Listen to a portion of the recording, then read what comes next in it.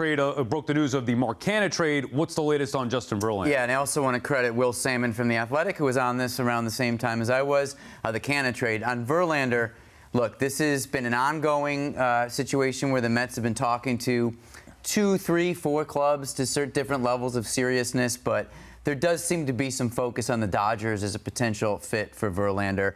It hasn't progressed much through the day, though, so basically the Mets are looking for a larger prospect haul than they got for Max Scherzer for the simple reason that Verlander's pitching better than Scherzer this year. They think he's worth more. They're willing to eat a lot of money for that prospect haul, but they just haven't gotten lined up with the Dodgers or any other club, and that's sort of where it is right now. You're going to want the framework of a deal like that in place well before tomorrow's 6 p.m. deadline if it's going to happen, because there is money that MLB needs to improve. MLB needs to improve anything more than $2 million.